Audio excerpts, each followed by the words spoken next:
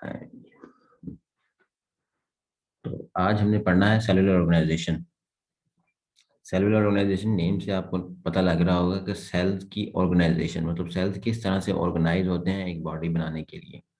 ठीक हो गया कि सेल्स को किस तरह से एक दूसरे के साथ इकट्ठे होते हैं। जैसे हमारी बॉडी है, हमारी बॉडी ऑर्गेनाइज फॉर्म के अंदर है कि सेल्स हमारे, मैंने आपको बताया था ना कि एक स्पेशल ओरिएंटेशन में सेल्स इकट्ठे हो रहे हैं। जब मैंने आपको बताया था कि molecule cellular organise and cellular level जब आपको पढ़ाया था, उसके बाद देखिए सेल के बाद टिश्यूज बने थे, वो एक स्पेसिफिक फॉर्म में अरेंज हुए थे तो टिश्यू बनता है। टिश्यूज जो है वो इकट्ठे होते हैं एक स्पेशल फॉर्म में, तो जो है वो एक ऑर्गन बना देते हैं। इसी तरह से अब ये बताया कि कौन कौन सी जो है ना टाइप्स हैं सेलुलर ऑर्गेनाइजेशन की, सेल किस किस तरह से ऑर्गेनाइज होते हैं। सेलुलर ऑर्गेनाइजेशन की बेस पे एनिमल्स को जो है ना पांच मेजर ग्रुप्स में डिवाइड किया गया है।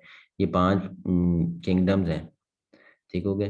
ये किंगडम जो है ये आपके पास क्या कहते हैं, नेक्स्ट आपके फोर्थ थर्ड चैप्टर में जाके जो है ना हम लोग पढ़ेंगे इसको।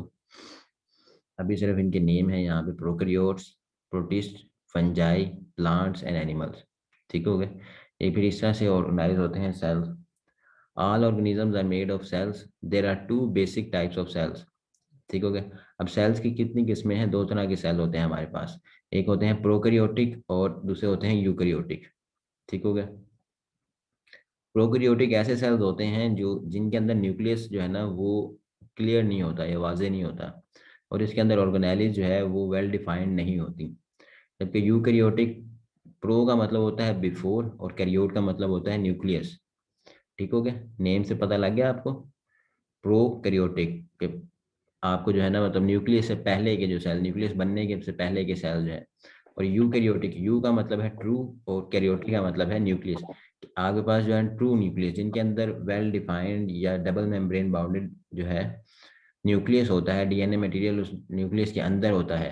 जबकि प्रोकैरियोटिक के अंदर वो साइटोप्लाज्म के अंदर ही प्रेजेंट होता है डीएनए मटेरियल। ठीक हो गया। नेक्स्ट है, अब तीन तरह से जो है ना ये हमारी बॉडीज है, ऑर्गेनिज्म की बॉडीज के अंदर जो है ना ये सेल्स ऑर्गेनाइज होते हैं तीन डिफरेंट तरह से। फर्स्ट आपके पास है यूनिसेलुलर।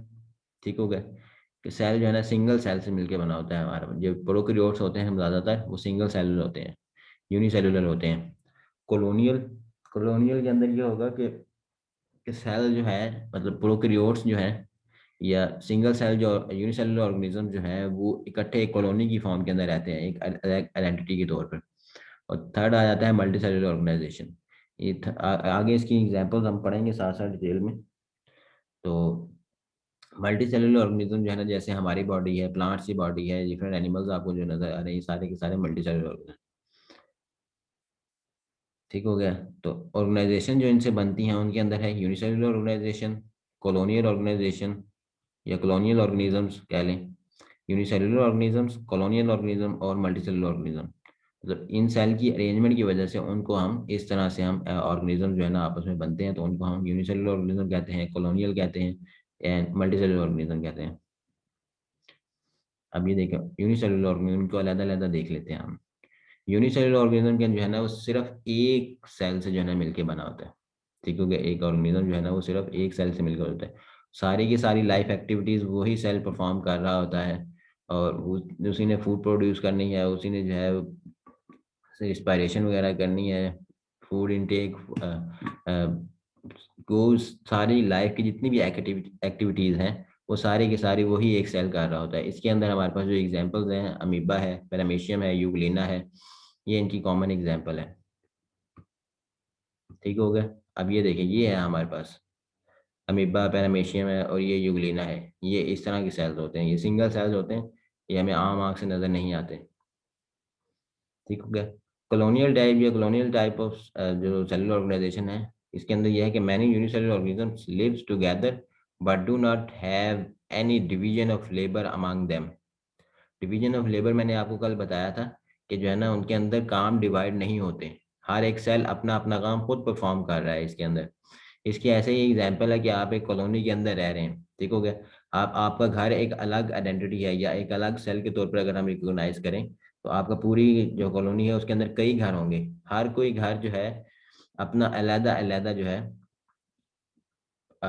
फूड का या कोई भी चीज़ है वो किसी और के ऊपर डिपेंडेंट नहीं है, वो अपनी जितनी भी एक्टिविटीज़ है वो खुद ब खुद करते हैं। ठीक हो गया। Each unicellular organism in a colony live its own life and does not depend on other sales for its vital requirement, मतलब उसकी फूड के लिए या किसी और चीज़ के लिए जो है ना किसी दूसरे के ऊपर डिपेंडेंट नहीं है।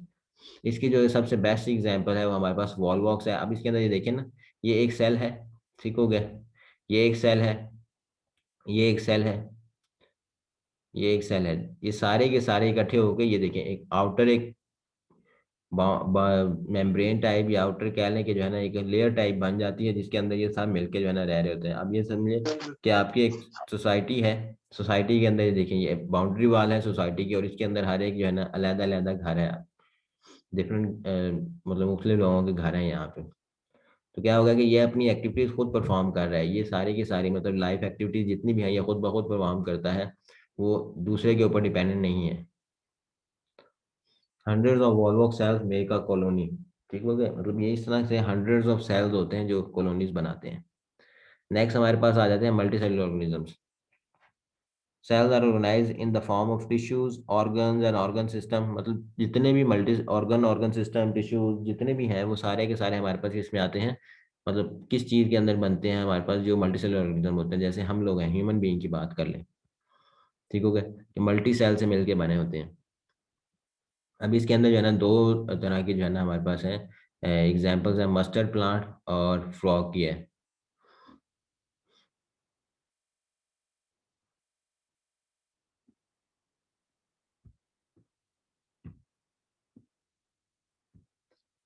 चलिए मैं एग्जांपल आपको पढ़ के जो है ना बता देता हूँ, इसके अंदर आपको अच्छे से समझ आएगी। मस्टर्ड प्लांट जो है इसको जो है ना ब्रासिका कंपेस्टस कहते हैं, ये इसका साइंटिफिक नेम है। Is sown in winter at it produces seeds at the ends of winter. The plant body is used as a vegetable and its seeds are used for extracting oil. The organs of the body can be divided into two groups on the basis of their function. Root, stem, branches, and leaves are the vegetative organs which do not take part in the sexual reproduction. क्या हुआ बच्चे?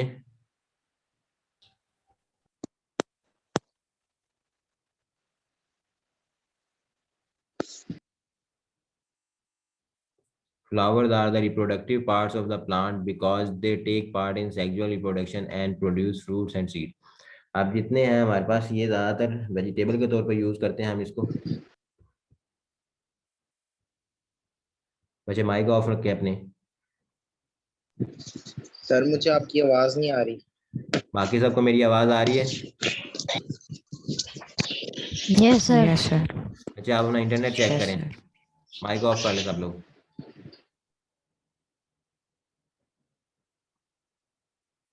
इसमें दो तरह के sales होते हैं हमारे पास, मतलब दो तरह की दो पार्ट्स के ऊपर हैं, सेक्सुअल कह लें और ए सेक्सुअल जो है ना पार्ट्स कह लें। ए सेक्सुअल पार्ट्स हमारे पास कौन कौन से हैं? ए सेक्सुअल के अंदर हमारे पास लीव्स है, स्टेम है, ये सारी चीज़ें। ये सेक्सुअल रिप्रोडक्शन के अंदर या जो सेक्सुअल जो है ना ये क्या कहते हैं फ्रूट बनाने के अंदर या सीड बनाने के अंदर उनका कोई रोल नहीं है, जबकि फ्लावर जो है वो रिप्रोडक्टिव पार्ट है हमारे पास यहाँ पे। अब ये देखें ना, इसके अंदर रूट्स है, स्टेम है, लीफ है, ये फ्लावर है, ये सारे की सारी चीजें जो है ना ये डिफरेंट सेल से मिलके बनी होती हैं, ठीक हो गया। इसी तरह से जो फ्रॉग है इसका साइंटिफिक नेम है Rana tigrina, shows the multicellular organization. The body is made up of organ systems and each organ system consists of related organs. All the organs are made of specific tissues, epithelial, granular, muscular, and nervous. Some organs and organ systems in frog have been described in the practical activity given next.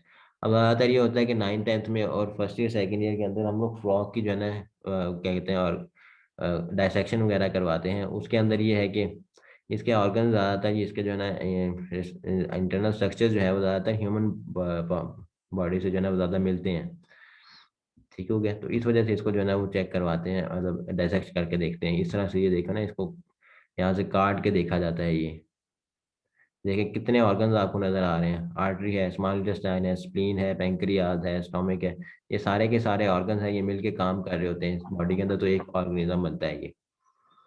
ठीक हो गया। हमारे पास जो है ना first chapter यहाँ पे complete हो गया है।